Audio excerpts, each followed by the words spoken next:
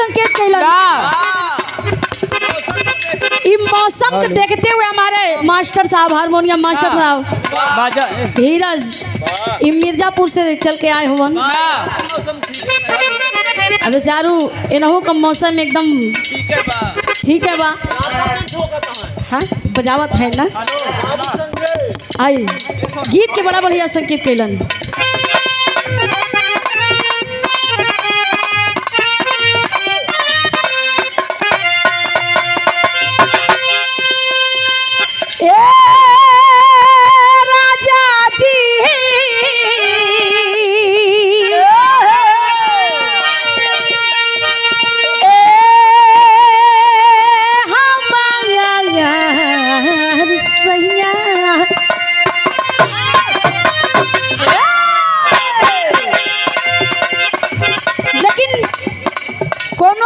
प्रेमिका से कहे का कहे घेर ले बाबा गहरा सततारू का जना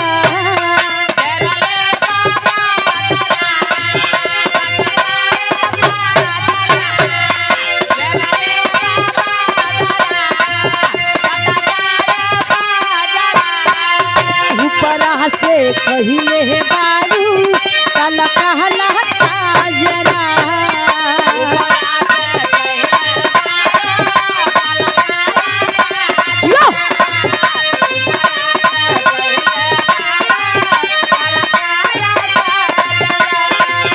घेरले बाबा गहरा सततारू का जहरा ऊपर से कहिले बारू कल कहला जरा चमके बिजुरिया ए हो सवारिया झम झम पानी बरसता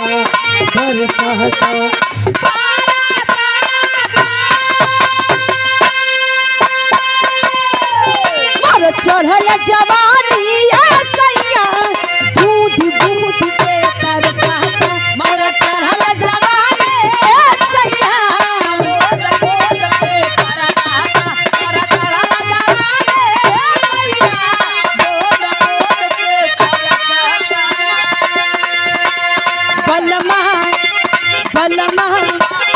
बलमा कदर न जानेला बाली रे हुरिया के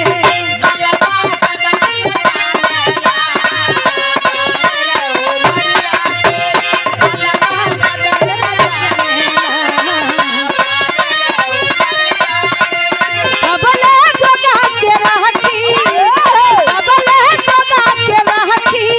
आई को मन सारिया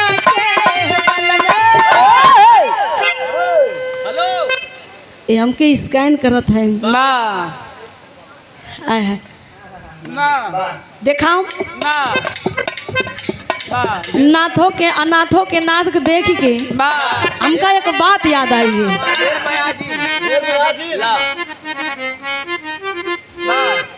और ये लव कुमार यादव पूर्व प्रधान डायरेक्टर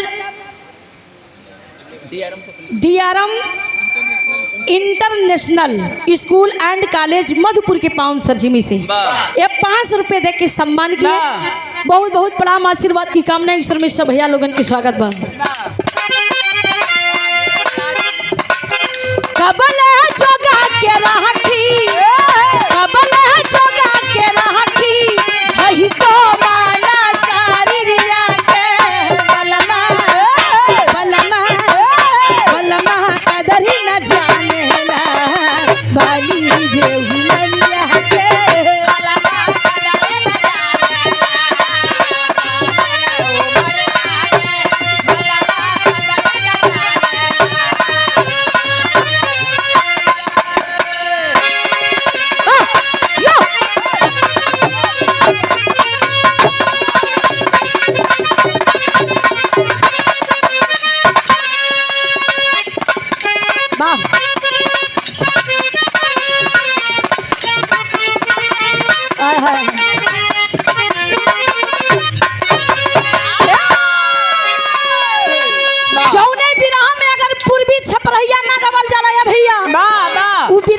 होला, लेकिन मास्टर साहब कुछ संकेत करत हवन।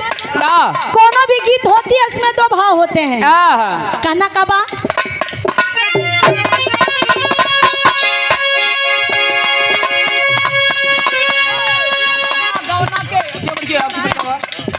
बया के बा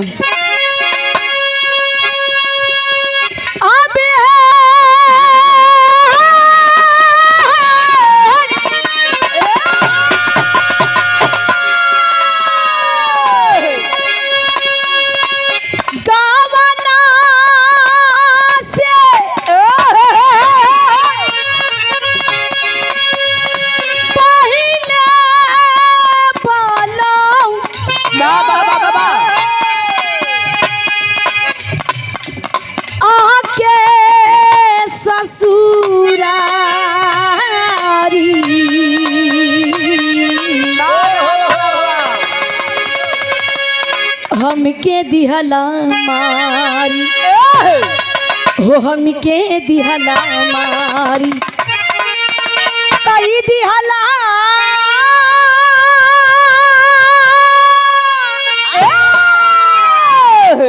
देहिया के भारी हमके दिहला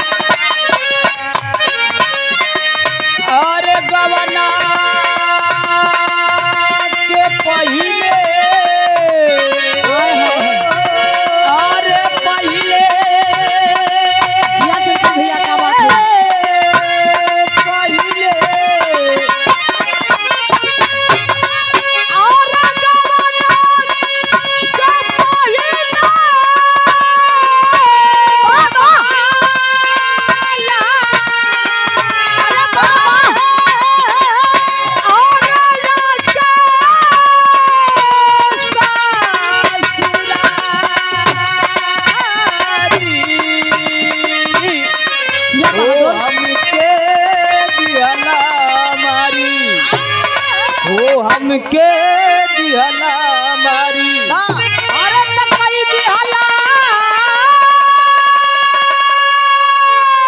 अरे दहिया के भारी ओ हमके दिहला मारी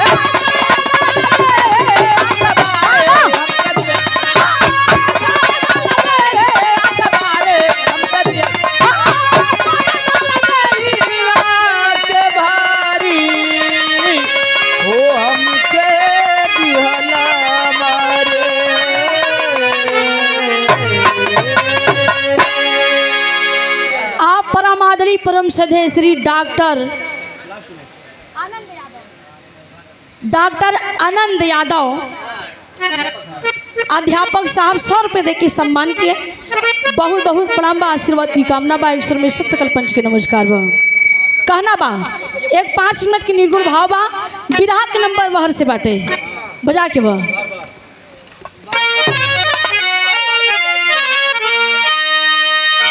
वाह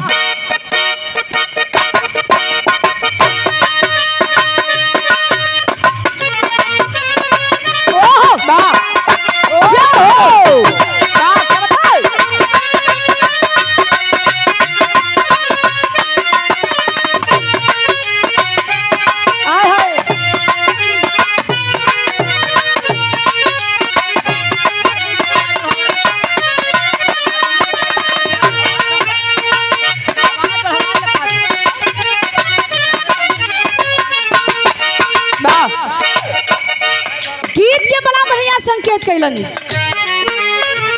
कहना का बा बार बार मिल जाई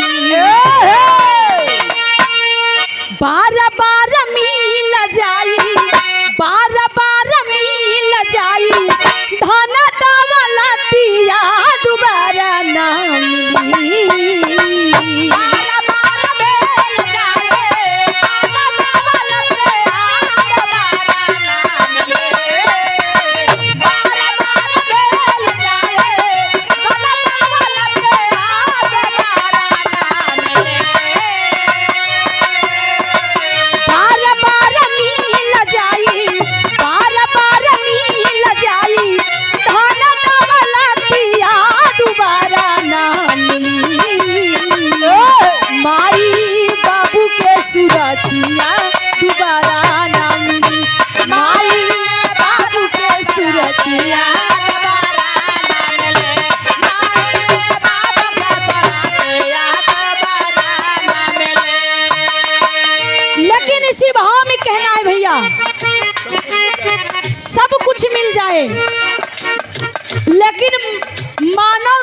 में जो जन्म लिया है, चाहे माई हो चाहे बाप हो भाई बहन क्यों भी हो भैया, जो एक बार चला जाता है वो दोबारा कभी जीवन में नहीं आता है।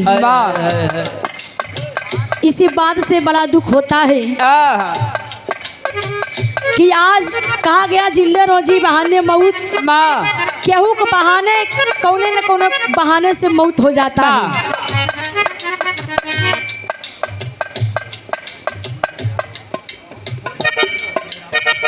आप परम आदरणीय परम श्रद्धेय आप चाचा जी की ओर से श्री फूलचंद यादव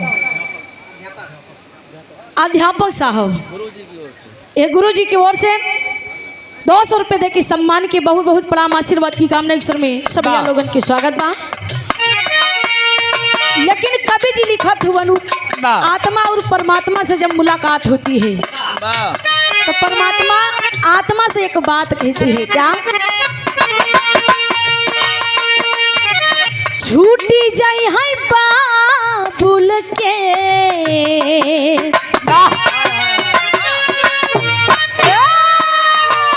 हमार लोगन के ई जवन नैहर ससुराल बनावा भैया इस सब नकली है। हमार लोगन की असली ससुराल वहाँ है जहाँ सबके मालिक एक हवन, वो परमात्मा जो बैठा है सबकी लेखा जोखा लेता है और ले रहा है। कहना क्या है, छूटी जाई है बाबुल के, छूटी जाई है बाबुल के प्यारी नगरिया भुलाई जईबू।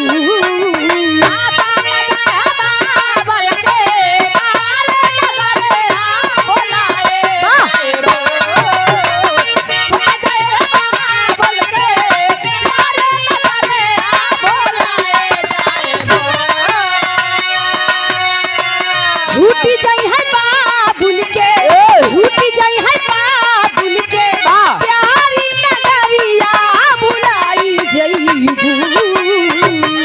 साथी साथी रिश्तेदारिया भुलाई जईबू, साथी साथी रिश्तेदारिया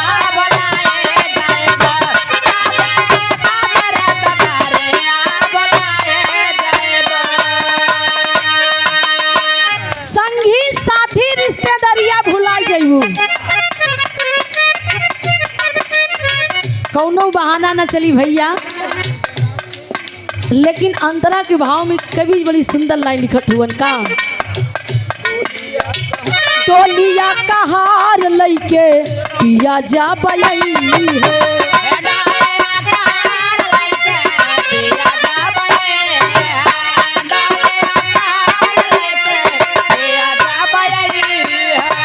दुल्हन बना के तोहके ससुरे ले जई है, दुल्हन बना के तोहके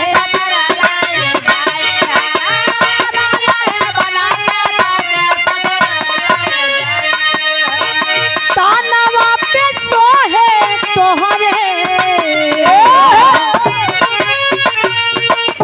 तानवा पे सोहे तोहरे, तानवा पे सोहे तोहरे लाला की चुनारिया भुलाई जईबू।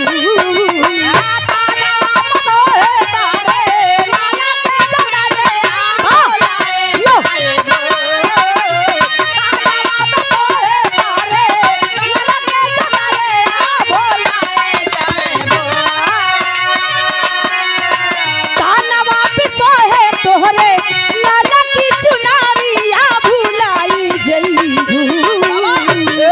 संगी साथी रिश्तेदारिया भुलाई जईबू, संगी साथी रिश्तेदारिया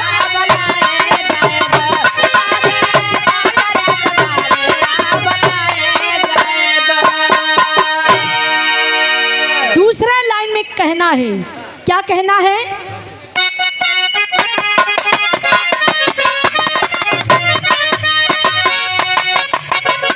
होई सत्य महाला के, सत्य का महल वही है जो सत्य पे टिका है, जो एक सुई की नोक के बराबर जो पत्थर पर्वत टिका है वो सत्य का पर्वत है। उस सत्य के महल में जब मुलाकात हुई पिया से, आप परमादली परम श्रद्धेय मंगल कुमार यादव प्रधानाध्यापक आप जूनियर हाई स्कूल सराय बीका के पावन सरजिमी से ये 500 रुपये दे के सम्मान किए। बहुत बहुत प्रणाम, आशीर्वाद की कामना। कहना बाका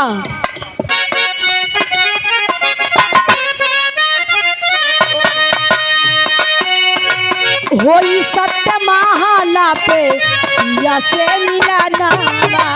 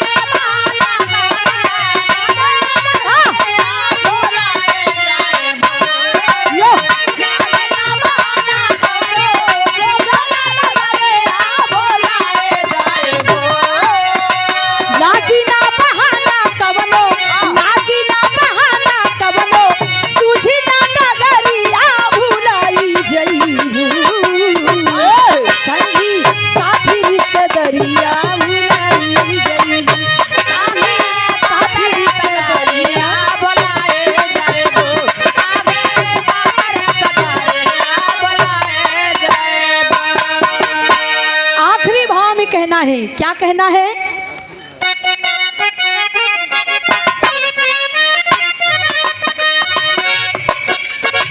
पुदुल पंधारी गुरु रहिया बताई है,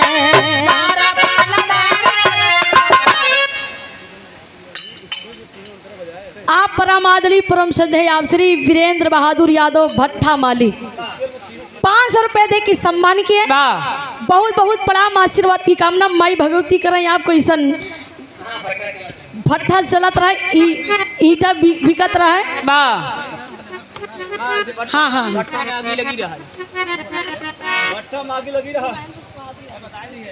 आप परमादली परम श्रद्धेय श्री महेंद्र बहादुर यादव प्रबंधक साहब राजा राम साहब लाल किसान आदर्श जूनियर हाई स्कूल सराय बीका के पावन सरजिमी से जौनपुर, आप हरि ओम सीमेंट एजेंसी मधुपुर के पावन सरजिमी से 100 रुपये दे के सम्मान किए। मधुपुर के पावन सरजिमी श्री साली ग्राम यादव 100 रुपये दे के सम्मान किए। बहुत बहुत प्रणाम। कहना बा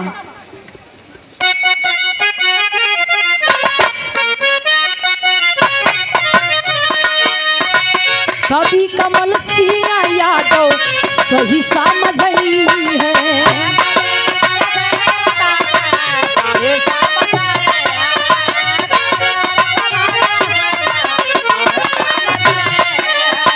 गुदुल पंधारी गुरु रहिया बताई है, कभी कमल तोहा के सही समझई है।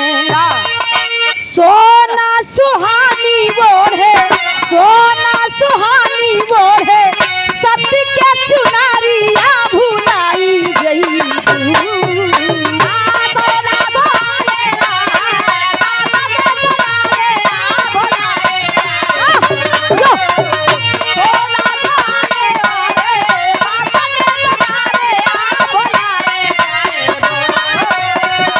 सोना सुहानी बोढ़े, सोना सुहानी बोढ़े, सत्य के चुनारिया भुलाई जई। संगी साथी रिश्तेदारिया भुलाई जई, साथी रिश्तेदारिया भुलाई जई, संगी साथी रिश्तेदारिया भुलाई जई।